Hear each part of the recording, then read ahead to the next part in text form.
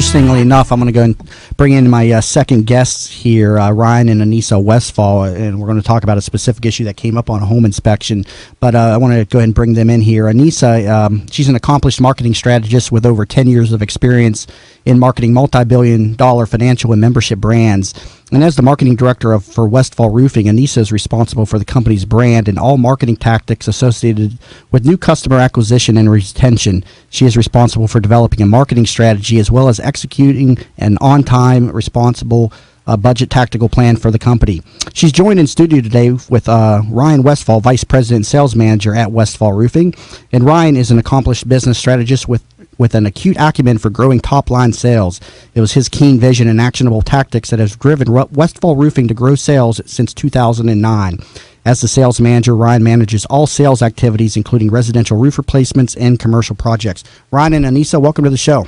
Thank you. Hey, Jamie. Hey, thanks for coming in. Always a pleasure to have you all in studio. I want to talk about a specific issue that's come up on one of my properties, and it has to do directly with the roof. Had a situation on one of my properties where the buyer's lender required the roof to be replaced. And I, representing the bank, we agreed to let the buyer replace the roof. The seller paid for it, and the buyer wanted to use his roofing contractor. And 2 days before the closing, the buyer's the buyer's mother had a heart attack, and she had his down payment money, and unfortunately he was not able to continue with the purchase, and so the property had to go back onto the market. The next purchaser came along and did a home inspection on the property, and it revealed that the roof was not installed properly.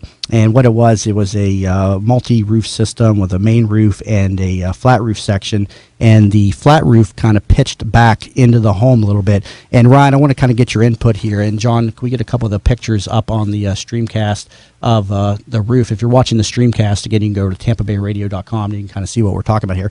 Elaborate on flat roofs and this situation for me, Ryan. Well, your flat roofs actually need to have a positive pitch to them. And the state actually requires for the roof to have 1/8 of an inch over 12 inches of run positive slope. And on this roof, I mean, just looking at the photos, you definitely can tell that it has a negative pitch. And one of the photos even shows that the house actually looks like it even has a second pull on it, and which I've actually found that was quite funny. And and the reason why that roof might have has a negative slope was in the initial construction of the flat roof on that house. It could have also been maybe the deterioration of the decking over time, and obviously it was not corrected when the flat roof was initially replaced. Yeah, I mean, the crux of the problem came down to the licensed roofer allowed for an unlicensed handyman to do the job. And he basically loaned out his license, probably made a few $100. I don't know. It's a major problem in the Tampa Bay region. I'm sure it's a major problem everywhere. It's because the roofer needs to do is go pull a permit, and anybody can go up on the roof and everything. I mean, is there a way that consumers can protect themselves against this type of activity?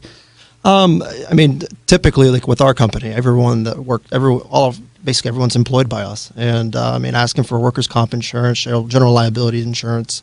Your contractor should be able to produce that sort of thing, and if they're not able to, then the contractor was able to produce insurance, and he was a licensed roofer. But what's to keep them from just sending out any old handyman like would happen in this situation and do a shoddy job on a roof? I mean, they have to be either an employee of the company, correct, or they have to be a subcontractor with insurance. Am I correct? Yes. Okay, so that's probably where the consumers can, protect themselves. The person that's going out there, you need to verify that they're a W-2 employee of the roofing company, or they're a sub if they have their own insurance. And that's exactly what has happened here. Now, tell me a little bit about the code. That with regard to the flat roofs and everything. What does the code allow for with flat roofs? For a existing residential roof replacement, you're looking for 1/8 of an inch over 12 inches positive slope. If it's new construction, actually today you have to have 1/4 of an inch over 12 inches of positive slope. And just looking at the pictures, obviously they don't have that. And actually, it was kind of going back to the contractor itself. One other thing you'd always kind of you could look for when you're reviewing your proposals and you're just making that decision on the contractor is their guarantee. And this contractor you don't see a guarantee on the proposal.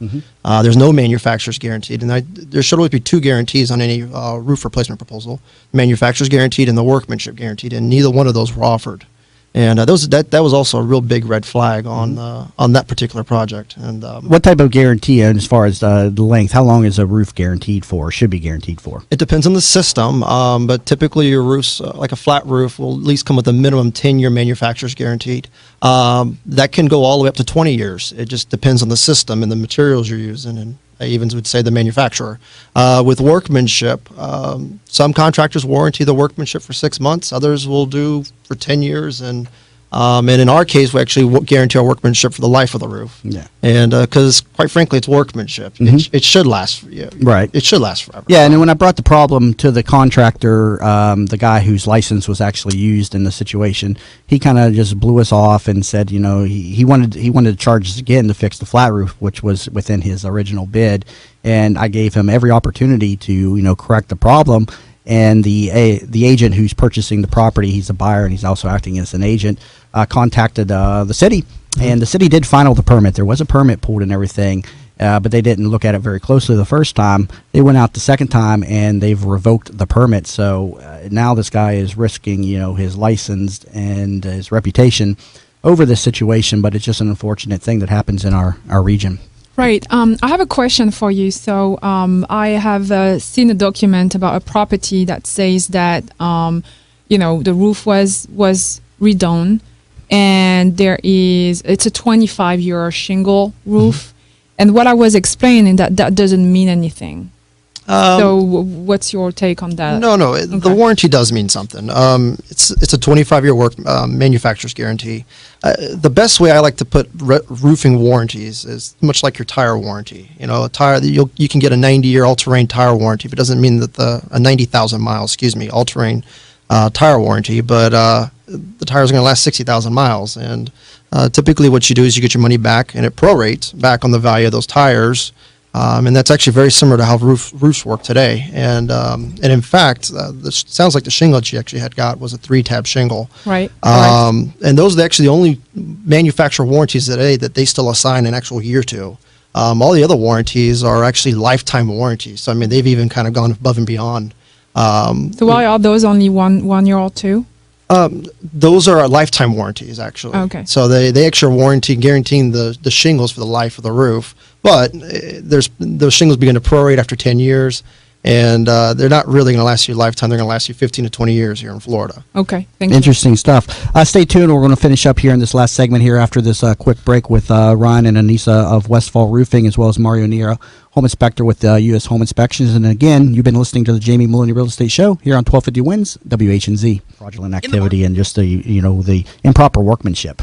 I would start off on the internet, and first, obviously, you'd want to go on someone's website, and just usually a website you can get a pretty good idea of maybe the culture of the company, and you want to put your work on display, and then from there you want to go ahead and look and see if they're listed on the Better Business Bureau and Angie's List, and I think it's very important. I think that contractor's deciding to hold himself accountable by posting himself on Angie's List and allowing himself to receive reviews from his customers. And I'll be honest with you, with those, we're listed on those sites as well, but you have to kind of, you have to be willing to correct your mistakes. And that history will show on those sites if you're deciding not to. And then from there, I would be meeting with obviously you're going to meet with the contractors. You want to get everything in writing. And my biggest recommendation is actually just hiring who you trust. That is really, really important. Price is always a point of contention, but if you really want to use somebody, I mean, you could ask them and see if they'll be able to work with you on the price. You're my guy, but the price is just a little out of line, and you'll be surprised how often the contractor might be willing to do a little something.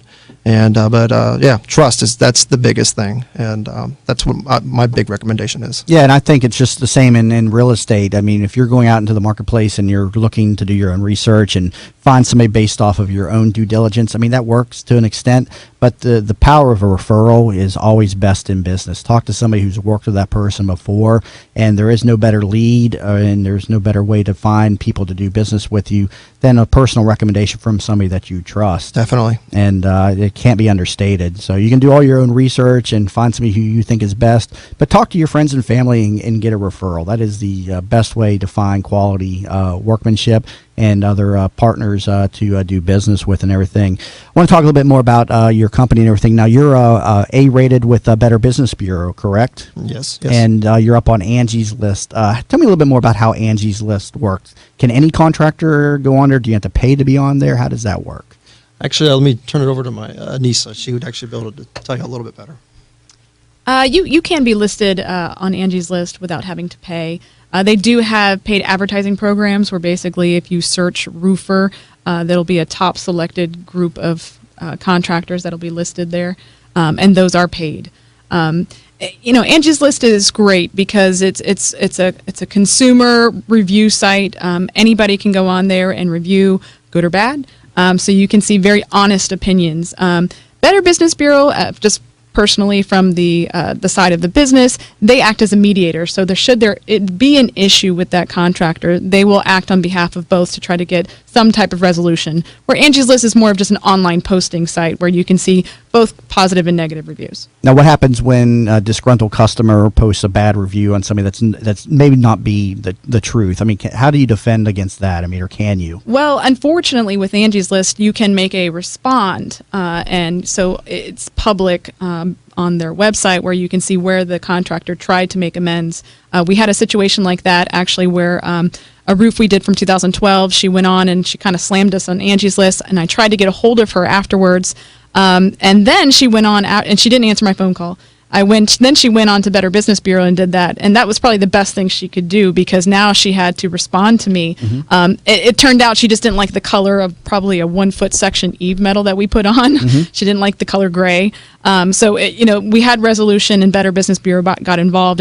And from our perspective, that's where we appreciated Better Business Bureau. Did the lady give you a chance to correct the problem to begin with, or did she just go right to Angie's List? No, she didn't. Yeah, she actually called in March, and we went out there, and I tried to follow up, but no, she never called me back. She was sporadic in her response to us. Yeah, that's unfortunate. The problem that I was just talking about with the roofing issue, I mean, I gave the contractor every opportunity to correct the problem. I don't want to have to go report somebody on something, especially when the correction is probably a $2,000 to $3,000. I would just, and especially if my license is on the line. Absolutely. In this day and age, I mean, there's so many social media sites. Anybody can say anything negative to you. So it's super critical that the moment you have someone that's not happy, we do whatever we can to make them happy because we know that they can shout it to the world and people will listen. Yeah, absolutely. And interestingly enough, I've seen a number of my friends that will go on to Twitter or Facebook and complain about a major company, and they'll tag them in the complaint and they'll respond. Absolutely. And I've seen some of them get some perks and some benefits